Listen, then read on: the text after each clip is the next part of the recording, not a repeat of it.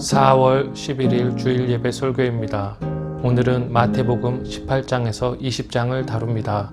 다음 주는 마태복음 21장에서 23장을 다룰 예정이니 주중에 꼭 읽어오시기 바랍니다. 오늘은 마태복음 20장 26절 말씀, 크고자 하는 자는 섬기는 자가 되고를 제목으로 하여 설교하겠습니다.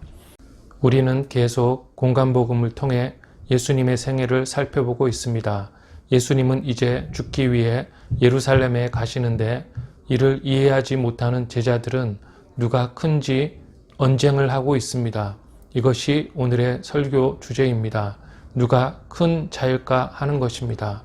먼저 지금까지의 예수님의 생애를 잠깐 살펴보겠습니다.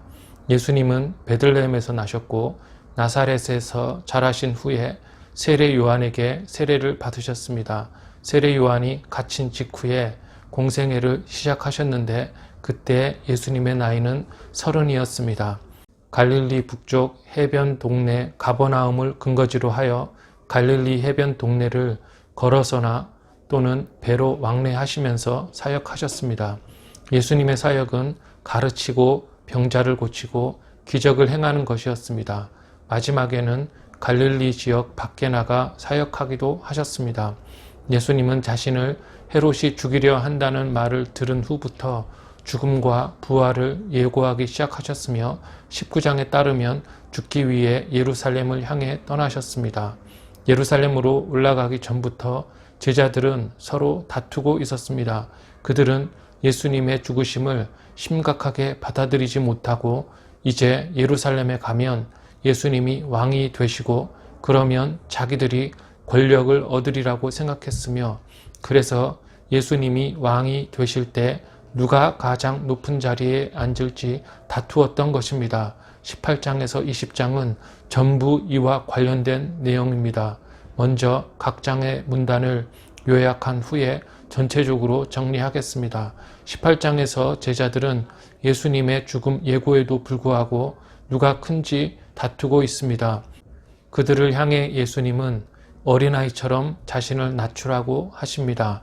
작은 자 혹은 소자를 영접하라, 소자를 실족시키거나 업심여기지 말라고 하시면서 목자가 양 99마리를 버려두고 길 잃은 한 양을 찾으러 간다는 비유를 주십니다. 그리고 형제가 범죄할 때 혼자 가서 말하고 한두 사람을 데려가 말하고 교회가 말하게 하라고 하시면서 서로 용서하라고 명하십니다. 동료 신자를 7번씩 70번이라도 용서하라고 하시면서 10달란트 빚을 탕감받은 종이 100데나리온 빚진 동료를 당연히 용서해야 하듯이 신자는 형제를 용서해야 한다고 강조하십니다. 19장에서 예수님은 예루살렘을 향한 40일 여정의 첫 발을 내디디십니다. 예루살렘 도상에서 예수님은 이혼하지 말라고 가르치십니다. 그리고 젊은 부자 관원이 와서 영생을 얻는 방법을 묻고 있습니다. 예수님은 모든 것을 버리고 나를 따르라고 하셨고 관원은 근심하면서 돌아갑니다. 이를 본 제자들은 우리는 다 버리고 예수님을 따랐다고 하자 예수님은 먼저 제자가 되었다고 자만하지 말라고 하시면서 먼저 된 자로 나중되고 나중된 자로 먼저 된다는 것과 관련된 비유를 20장에서 주십니다. 이것이 바로 포도원 품꾼 비유입니다.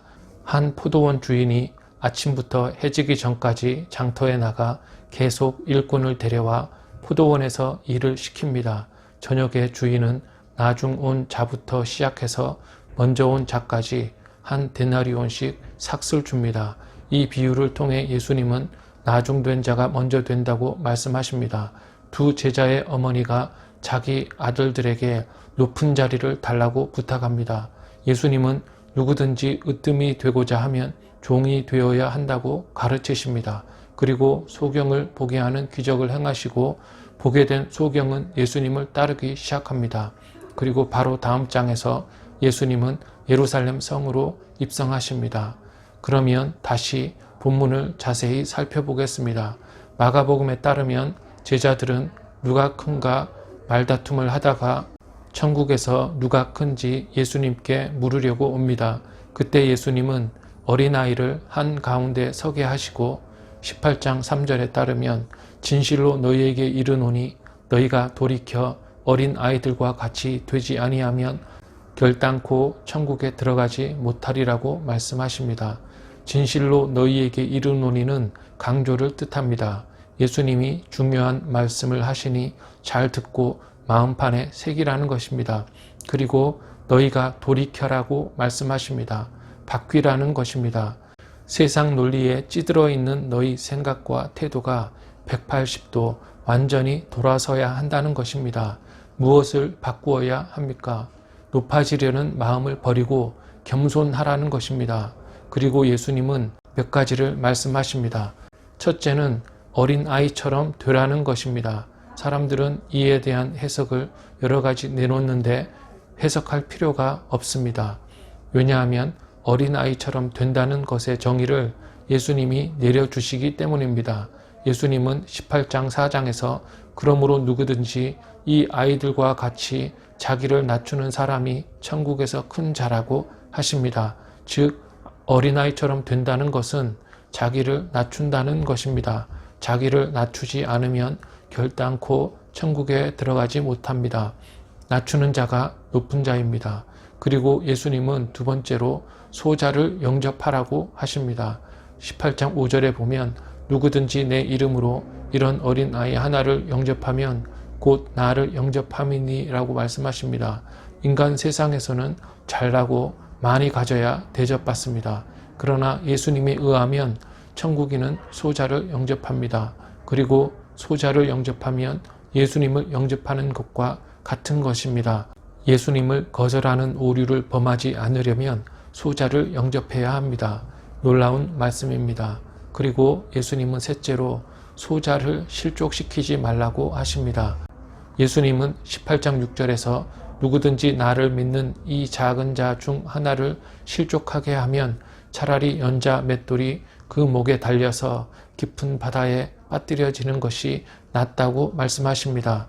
실족한다는 것은 유혹에 빠져 범죄한다는 말입니다. 그래서 남을 범죄하게 만들 때 실족시키는 것이며 그럴 때는 맷돌을 메고 바다에 빠지라는 것입니다.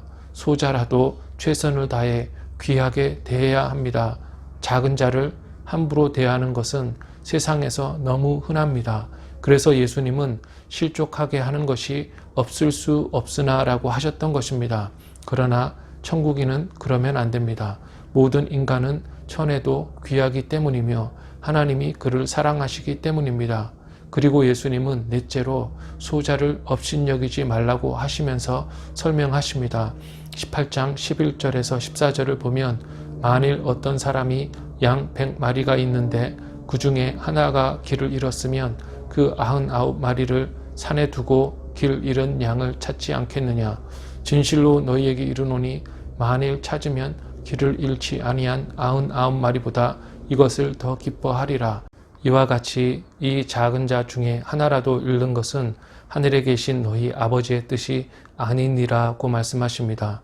누가복음 15장은 목자가 길 잃은 양을 찾은 즉 양을 어깨에 메고 와서 친구들을 모아놓고 잔치를 베푼다고 쓰고 있습니다. 양 한 마리쯤이야 하면서 한 영혼을 포기하면 안 된다는 것인데 예수님은 아무리 작은 자라도 끝까지 사랑하심을 우리는 알 수 있습니다. 누가는 같은 장에서 탕자의 비유를 쓰고 있습니다. 탕자의 비유는 한 아버지에게 두 아들이 있다면서 시작됩니다. 작은 아들은 자기에게 줄 유산을 미리 다 달라고 요청합니다. 그리고 그것을 받아 들고는 아주 먼 나라에 가서 순식간에 재산을 다 낭비하고 말기 때문에 탕자로 불리는 것입니다. 그런데 돈을 다 허비하자 마침 흉년이 듭니다. 그래서 빌어먹다가 돼지를 치게 되었고 돼지가 먹는 개암 열매로 허기를 채웁니다. 그러다가 아버지 집이 생각납니다. 탕자는 내 아버지 집에는 양식도 풍족하고 품꾼도 많은데 나는 이렇게 굶어 죽는구나. 내가 아버지에게 돌아가서 하늘과 아버지께 죄를 지었습니다. 아들이라 불림을 감당 못하겠으니 종으로 써달라 해야지 하고 생각합니다. 그래서 일어나서 아버지 집으로 돌아갑니다. 그런데 행여나 오늘 아들이 돌아오려나 하고 동구 밖을 날마다 바라보던 아버지는 어느 날 멀리 누가 오는 것을 봅니다. 아직 아들이 저 멀리 있을 때에 아버지는 더럽고 추하게 보여도 아들인 것을 금방 알아채고는 감정이 북받쳐 막 달려가서 안고 입을 맞춥니다.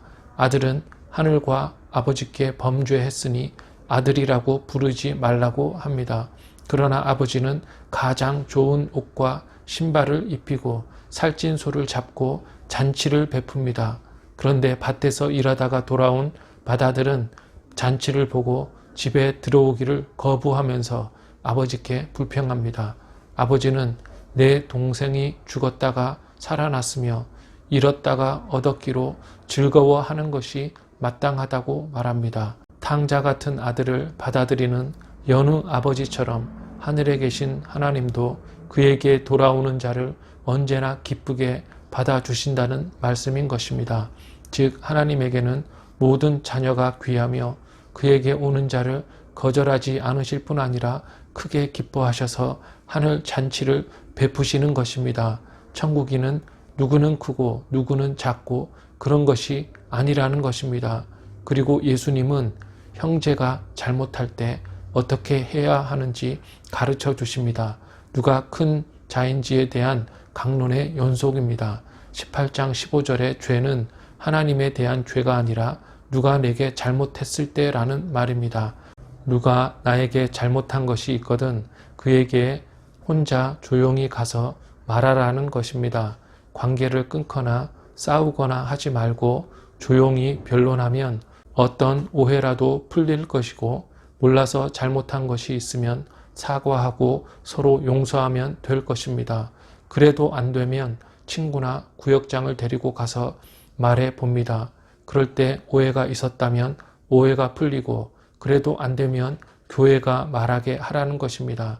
교회의 말을 듣지 않으면 이방인처럼 여겨야 합니다. 신자 간의 다툼에 있어서 교회의 권위는 최종 권위로 간주되어야 하며 교회의 권위는 하나님이 주신 통치의 권위입니다. 결국 예수님 말씀의 의도는 천국인들끼리 서로 다투고 미워하는 일이 있어서는 안 되며 하나 되고 화목해야 한다는 것입니다. 그런데 베드로가 묻습니다. 도대체 몇 번이나 용서해야 합니까? 답은 수없이입니다.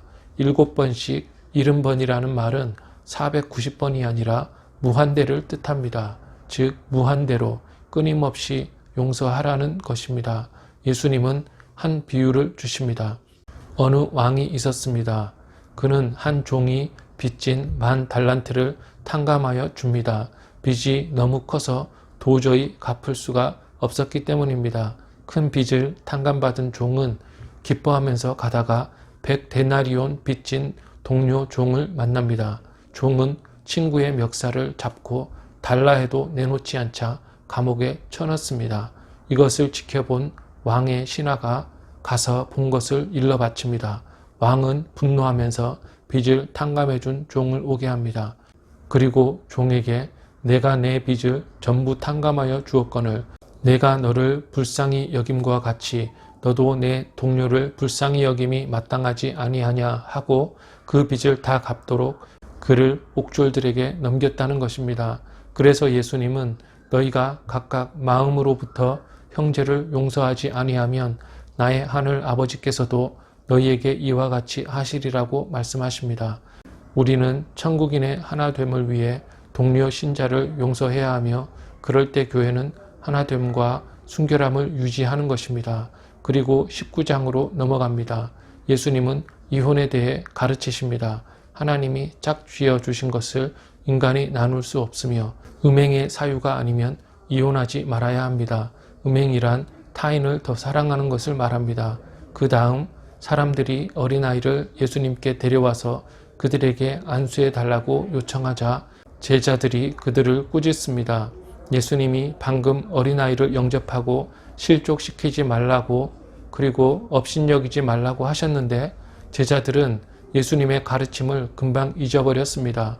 온유하고 인자하게 예수님은 19장 14절에서 어린아이들을 용납하고 내게 오는 것을 금하지 말라.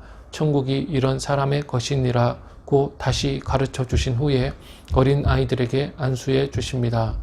그리고 젊은 부자 관원이 찾아옵니다. 이 말씀도 큰 자 논쟁의 연속입니다. 젊은 부자 관원은 젊은 나이에 세상 권력과 부요를 거머쥐인 보기 드문 인물이었을 뿐 아니라 율법도 다 지켰다고 자부하는 자였습니다. 세상적으로도 성공하고 신앙적으로도 어디에도 빠지지 않았던 그의 질문은 질문이라기보다는 자랑이었습니다. 세상 기준뿐 아니라 종교적 기준에 따라서도 그는 정말로 큰 자였습니다. 그가 와서 선생님, 제가 어떻게 하면 영생을 얻으리까? 라고 묻습니다. 어떻게 들으면 저 말고 누가 영생을 얻으리까? 라고 들립니다. 그런데 예수님의 답변은 젊은 부자 관원의 기대와 자존심을 깨부수었습니다. 내가 가진 것을 다 버리고 나를 따르라는 것이었습니다. 가진 재산을 버리고 가진 관직도 버리고 가진 젊음도 버리고 예수님을 따르라는 것이었습니다. 지금까지 악착같이 노력해 물질을 모으고 권력을 잡아서 이제 즐기고 누려야 하는데 그런 것들을 모두 버리라는 것입니다. 중간의 내용을 좀 생략하고 제자들의 최종 반응을 보면 그것은 저희들은 다 버리고 주를 따랐습니다 였습니다. 제자들의 말이 거짓은 아니지만 절대 넘볼 수 없는 큰 자를 조롱이라도 하는 말투였던 것입니다. 젊은 부자 관원이 못한 것을 자기들이 했다는 것입니다. 그래서 예수님은 제자들에게 자만하지 말라는 뜻으로 먼저 된 자로 나중되고라는 말씀을 하셨고 또 포도원 비유를 주셨던 것입니다. 즉 포도원 비유의 결론은 가진 것을 버리지 못하는 젊은 부자 관원을 보고 제자들이 우쭐해하는 것을 고치기 위해 주신 비유인 것입니다. 어느 포도원 주인이 아침 일찍 장터에 나가 일꾼을 데려와 자기 포도원에서 한 데나리온에 일하게 합니다. 지금 시간으로 동틀 때 9시, 정오, 오후 3시, 오후 11시에 나가서 한 데나리온을 약속하고 일꾼을 고용합니다. 저녁이 되어 일을 그치고 품삯을 받을 때가 되었습니다. 포도원 주인은 청지기에게 나중 온 자부터 시작해서 먼저 온 자까지 똑같이 하루 삭신 한 데나리온씩 주게 합니다. 먼저 온 자들이 왜 똑같이 주냐고 불평합니다. 예수님은 나중된 자로 먼저 된다는 말씀을 다시 하십니다. 제자들은 자기들이 가장 먼저 모든 것을 버리고 예수님을 따랐고 그 때문에 나중에 주님을 따른 자보다 더 많이 받고 더 높은 자리에 앉아야 한다고 생각했지만 예수님은 포도원 비유로 그들을 낮추셨던 것입니다. 그리고 두 제자의 어머니가 예수님께 나와 자기 아들들을 주의 나라에서 하나는 우편에 하나는 좌편에 앉혀달라고 부탁하자 예수님은 결론적으로 말씀하십니다. 그것은 자신에 대한 것이기도 했습니다.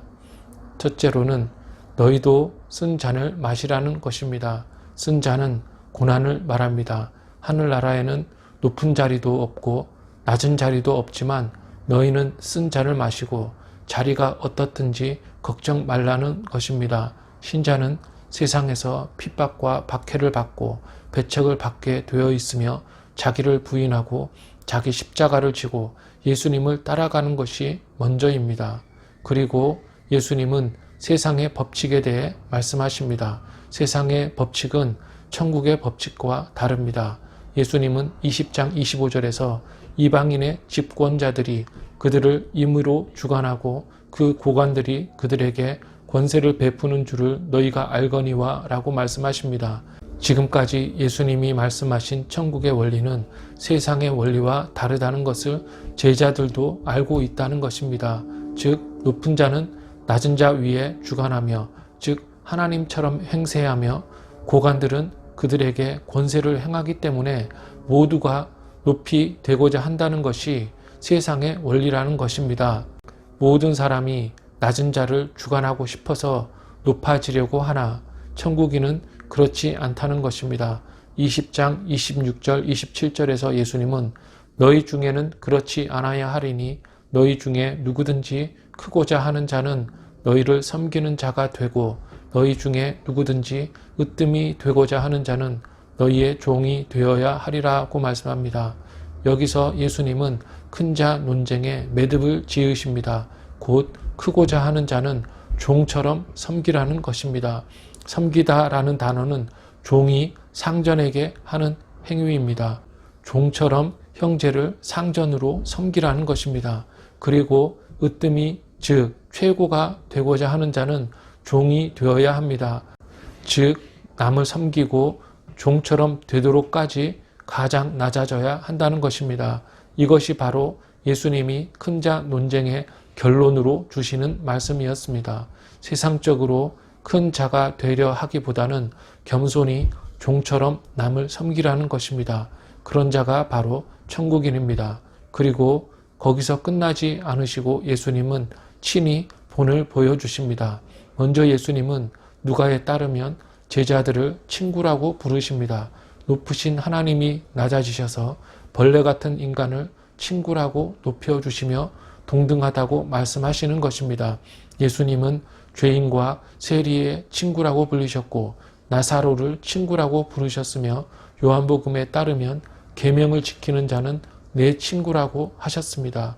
그토록 높으신 분이 자신을 그토록 낮은 자에게 낮춘 사례는 역사상 없었습니다.